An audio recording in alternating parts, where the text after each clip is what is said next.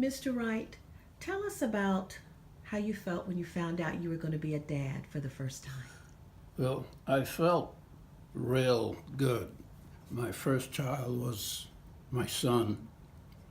Fortunate, Mary wasn't her mother, but I was in Alaska when he was born, and he was staying with his grandmother.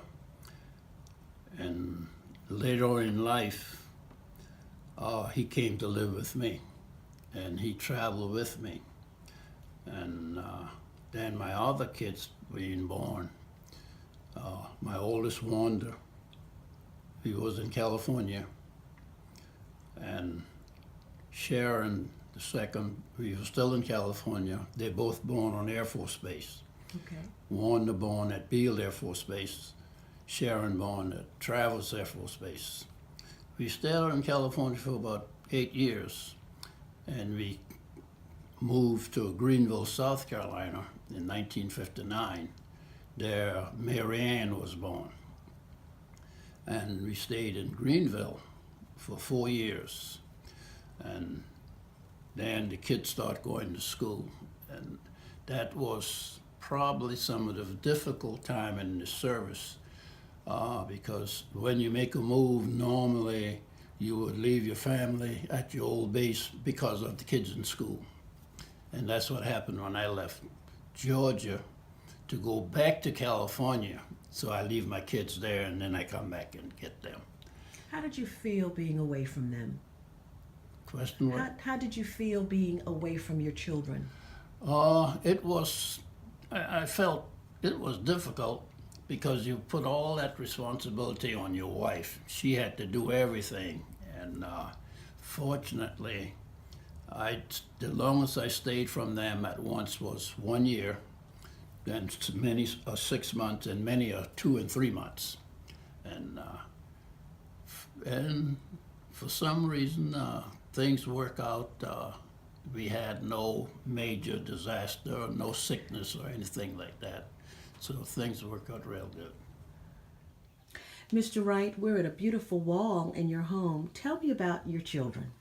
My children, I would always want all my kids to get a good education.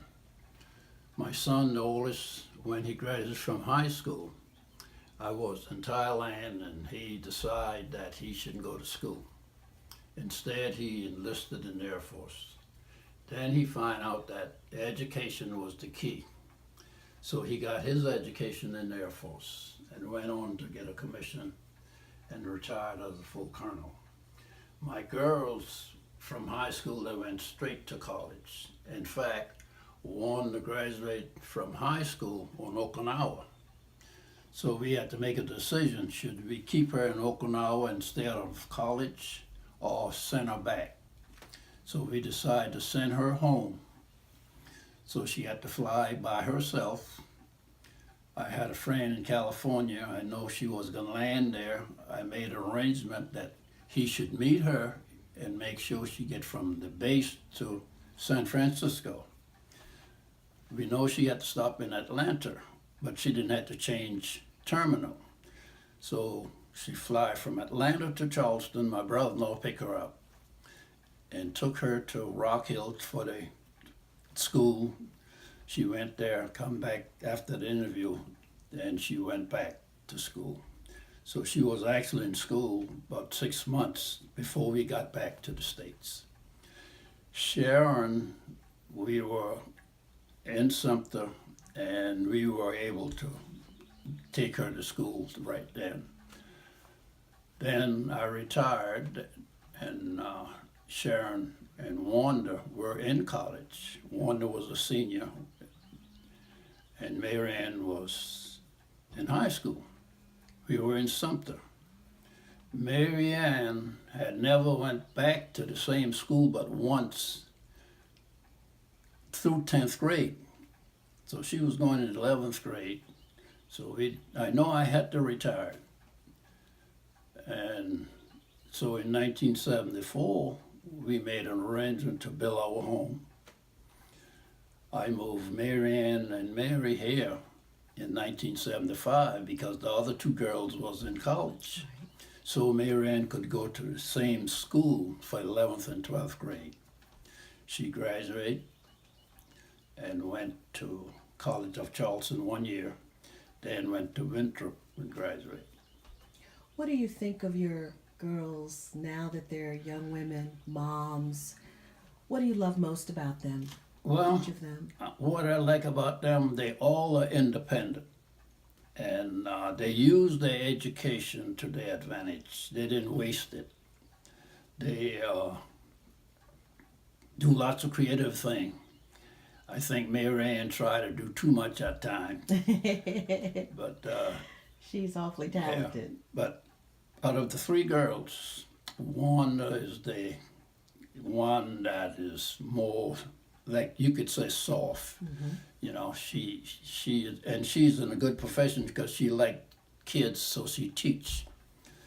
Sharon, on the other hand, is more like me. She likes to be an authority, so therefore she went into the Air Force, and actually she retired as a full colonel. That's awesome. When she left the Air Force, she was over all of the nurses in the Air Force. She was responsible for their assignment and for their training in the Air Force.